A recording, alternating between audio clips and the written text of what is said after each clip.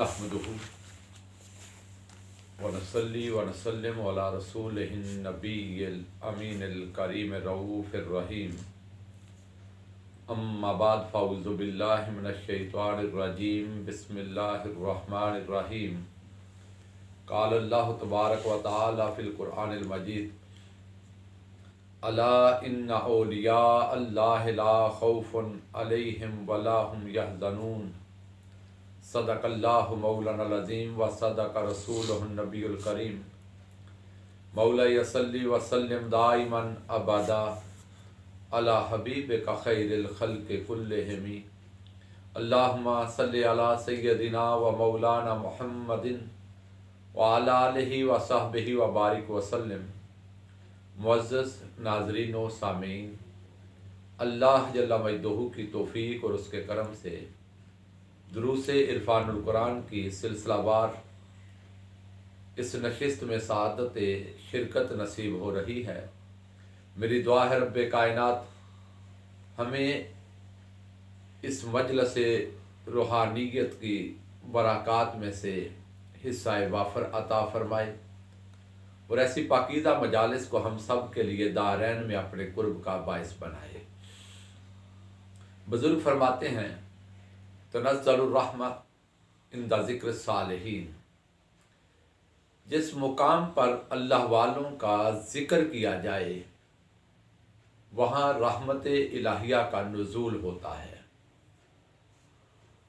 कुर्बान जाएं, रब्बे कायनात को इन लोगों से कितना प्यार होता है, अपने औलिया से, सुलहा से, मुकर्रब बंदों से, कि हम घर बैठे भी अगर इनका ज़िक्र करें, अपने शेख का, किसी अल्लाह के वली का, जहाँ बैठे इनको याद करें, हत्ता कि अपने बिस्तर पर लेटे हुए भी इनका ख्याल आ जाए, तो उसी लम्हे रब्बे कायनात की रहमत हरकत में आती है और याद करने वाले की तरफ मुतवज्जे होती है। ज़हन इंसानी में एक सवाल पैदा होता है कि ये जो हम अल्लाह वालों के पास जाते हैं, उनकी सोहबत में बैठते हैं, उनसे एक ताल्लुक़ और निस्बत कायम करते हैं, इसका फ़ायदा क्या है? इस बात को और इस फ़लसफ़े को समझने के लिए शिराज़ के बादशाह हज़रत शेख सादी शिराज़ी रहमतुल्लाह ताला अलैह, आपने अशआर की ज़बान में बड़े खूबसूरत और आसान अंदाज में इस मसले का हल बताया है। सादी फरमाते हैं समझाने के लिए कि मैं एक दिन नहाने के लिए, गुस्ल करने के लिए हमाम पर गया, तो मैं शावर लेने लगा, नहाने लगा। पुराना ज़माना है, आज के जदीद दौर की तरह साबुन और शैम्पू की सहूलत मैसर नहीं। तो फरमाते उस ज़माने में लोग मट्टी जिस्म पर मलते थे और उससे जिस्म को साफ़ किया जाता, पाक किया जाता। मैंने भी अपने हमाम वाले से साबुन का उस दोस्त को साबुन का, मट्टी का हुक्म दिया कि मुझे दो ताकि मैं इस्तेमाल करूं, जिस्म साफ हो जाए। तो उस हमाम वाले ने मट्टी दी। गुले खुशबुए दर हमाम रूज़े रसीद आज दस्ते महबूब बदस्तम। फरमाते मैंने नहाने के लिए जब दोस्त से मट्टी ली और उस मट्टी को जिस्म पर मलना शुरू किया, मैं हैरान रह गया कि उस मट्टी से एक खुशबू आ रही थी। मैंने उस मट्टी से हम कलामी की और पूछा, क्या मट्टी, सारा दिन हम तेरे सीने पे चलते हैं, लोगों के पाँव के नीचे तो रोंदी जाती है, हमने कभी तुझ में से खुशबू नहीं पाई, मगर क्या माजरा है? आज मैं नहाने आया, तू वही मट्टी है, मगर तेरे अंदर से बड़ी खूबसूरत खुशबू है जो मेरे दिमाग को मुअत्तर कर रही है। तो उस मट्टी ने कहा, ऐ सादी, मैं तो वही मट्टी हूं जिस पर दुनिया चलती है, मेरे अंदर खुशबू कहां से आ गई? बदो गुफ्तम के मुश्के या अंबरी। मैंने कहा, मट्टी, आज तो तेरा हाल ये है, लगता है तू कोई मुश्क है या कोई अंबर है, तेरी खुशबू कस्तूरी से भी बढ़ गई। क्या वजह है? उस मट्टी ने जो जवाब दिया वो बड़ा काबिल तवज्जो है। उसने कहा, जमाल हम नशीद और मन असर कर। सादी मेरे अंदर खुशबू कोई नहीं, बस अल्लाह भला करे मेरे मोहसिन का। उसने मुझ पर एहसान ये किया कि मेरे अंदर लाकर एक पौधा, एक बीज लगा दिया। जब वो पौधा बड़ा हुआ, उसको फल लगे, उसको फूल लगे, और उस गुलाब के फूल जब खिले, उस खुशबू को जब लोग महसूस करने लगे और उसकी सुरूर पाने लगे, मैं मट्टी को उस फूल के कुछ दिन सोहबत के नसीब हो गए। बस वो जो सोहबत गुलाब मिली, ये उसकी बरकत है कि इस हकीर मट्टी में भी खुशबू पैदा हो गई।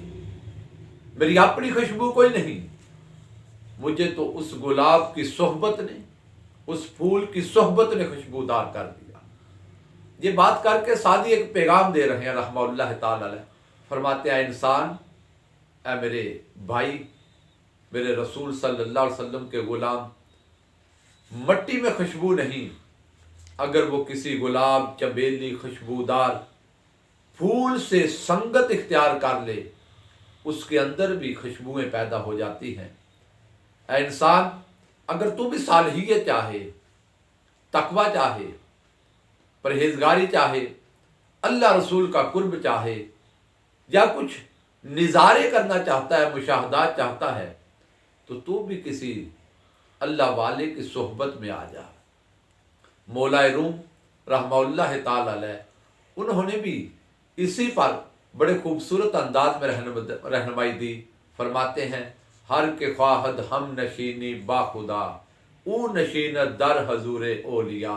जो चाहे इस दुनिया में रहते हुए रब्बे कायनात के दीदार से और उसके अनवार से अपने आप को मुज़य्यन करे, और ये सादत पाना चाहे, वो नशीन दर हजूर ओलिया, उसका इलाज सिर्फ हल ये है, वो किसी अल्लाह वाले की चौखट पे आ जाए।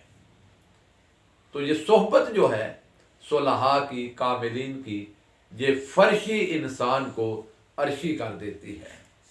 सोहबत क्या देती है, जहाँ जाने से क्या मिलता है? हजरत मालिक बिन दीनार रहमतुल्लाह ताला अलैह,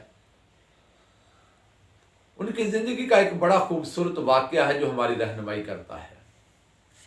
वो एक दिन कहीं सफ़र पर थे। मालिक बिन दीनार रहमतुल्लाह ताला अलैह कबायर औलिया में से एक बहुत बड़ा नाम है। सफ़र पर थे तो दौरान सफ़र उनको कुछ आतिश परस्तों का सामना हुआ। देखा लोग आग की पूजा कर रहे हैं। इस अल्लाह के वली ने चाहा कि इनको जहन्नम की आग से बचाऊं और सच्चे रब की तरफ मुतवज्जे करूं। तो हज़रत मालिक बिन दीनार रहमतुल्लाह ताला अलैह उनको समझाने लगे कि आप अपने हाथों से आग लगाते हो, खुद बुझा देते हो, ये आग तुम्हें क्या देगी? क्यों जहन्नम की तरफ जा रहे हो? आओ सच्चे रब की तरफ आ जाओ। उनको बात समझ ना आई और बात मनाजरे में बदल गई। बहस मुबासा हुआ, मनाजरा हुआ और बात मुबाहले तक आ गई। बिल आखिर तय ये पाया कि तुम आतिश परस्त हो, मजूसी हो, आग के पुजारी हो। मालिक बिन दीनार एक खुदा की इबादत करने वाला है। तो उन्होंने तय ये किया कि आओ दोनों मिलकर, आतिश परस्त और मालिक बिन दीनार दोनों आग में कूदते हैं, आग में दाखिल होते हैं। जो जल गया वो झूठा और जो बच गया, आग जिस पर असर ना करे, वो सच्चा। हजरत मालिक बिन दीनार रहमतुल्लाह ताला अलैह और आतिश परस्त मजूसी एक दूसरे का हाथ पकड़ते हैं, आग में दाखिल हो जाते हैं। अल्लाह का करना, थोड़ी देर गुजरी तो देखा मालिक बिन दीनार ने कि दोनों में से कोई भी नहीं जला। आग ने ना आतिश परस्त पर असर किया, ना मालिक बिन दीनार पे असर हुआ। हजरत मालिक बिन दीनार अर्ज करने लगे, बारी ताला, मुझ पर आग ने असर नहीं किया। बात समझ आती है, तेरा करम है, तू मालिक है, कादिर मुतलक है, तूने आग को मना कर दिया कि मुझ पे कोई असर करे। मगर मालिक ये तो आतिश परस्त है और इस पर भी आग ने कोई असर नहीं किया, इसकी वजह क्या है? रब्बे कायनात ने इल्हाम किया, कहा मालिक बिन दिनार, आग उस पर असर करे कैसे? उसने दामन तेरा थाम रखा है, तेरे संग जुड़ा हुआ है, बस तेरी निस्बत की वजह से आग ने हया करते हुए उस पर भी असर नहीं किया। वो तेरा दामन छोड़े, अपना हाथ उससे छुड़ा, देख मेरी आग उसे किस तरह जलाकर राख करती है। नाज़रीन, कुर्बान जाऊं, अगर कोई आतिश परस्त भी अल्लाह वाले का दामन थाम ले, काफिर होकर भी अल्लाह वाले के साथ जुड़ जाए, तो दुनिया की आग उसका हया करती है। अगर हम ईमान वाले, अल्लाह रसूल के मानने वाले, किसी अल्लाह रसूल के गुलाम और हजूर अलैहिस्सलातु वस्सलाम की इताअत करने वाले के साथ जुड़ जाएं, तो कभी उम्मीद है जहन्नुम की आग भी हया करेगी। हजरत सुल्तानुल आरिफीन सुल्तान बाहू रहमतुल्लाह ताला अलैह, उन्होंने भी सोहबत पर एक बड़ा खूबसूरत पैगाम दिया है। अशार में फरमाते हैं, तेरे तोते पढ़न कुरान बाहू, तेरे तोते पढ़न कुरान बाहू। ये जो तोते कुरान पढ़ते हैं, ये वाकया सरजमीन हिंदुस्तान का है। वहां एक बुजुर्ग गुजरे हैं, हजरत शाह आलम रहमतुल्लाह ताला अलैह। वो अल्लाह वाले थे, हाफिज कुरान थे। उनके पास एक तोता था और तोता उनकी सोहबत में रह रहकर इतना फैज पा गया कि हाफिज जी हजरत शाह आलम बुखारी रहमतुल्लाह ताला अलैह जब कुरान तिलावत फरमाते, तोता सुनता रहता था और सुन सुन के वो तोता भी हाफिज हो गया। अब हजरत शाह आलम को जब कुरान पढ़ना होता, दौर करना होता, तो दौर करने के लिए किसी साथी की ज़रूरत होती है जो सुने, एक पढ़े दूसरा सुने, फिर वो पढ़े वो सुने। तो आपको दौर करने के लिए जब साथी की ज़रूरत पेश आती कि कोई सुने, मैं उसे सुनाऊं, फिर मैं उसका सुनूं, तो आपने कभी किसी हाफिज को नहीं ढूंढा था। हज़रत शाह आलम रहमतुल्लाह ताला अलैह आप कुरान तिलावत फरमाते, वो तोता सुनता, फिर वो तोता तिलावत करता तो हज़रत शाह आलम समात फरमाते और तिलावत फरमाते। तो अगर तोते जैसे परिंदे को भी किसी कामिल की सोहबत नसीब हो जाए, तो तोता होकर भी हाफिज हो जाता है। और अल्लाह वालों ने लिखा है कि जब हजरत शाह आलम बुखारी का विसाल हो गया, अल्लाह उनके दर्जात बुलंद फरमाए, तो फिर तोता बाहर बैठा तिलावत करता, हजरत शाह आलम कब्र में समात फरमाते थे। वो कब्र में तिलावत फरमाते थे और ये बाहर सुनता था। तो अर्ज करने का मकसद ये है, सादी के अल्फाज में अगर मट्टी को फूल की संगत मिल जाए, कुर्बत मिल जाए, तो मट्टी में खुशबू पैदा हो जाती है। जमाले हम नशी दारमन असर कर, मट्टी भी सोहबत की वजह से खुशबूदार हो जाती है।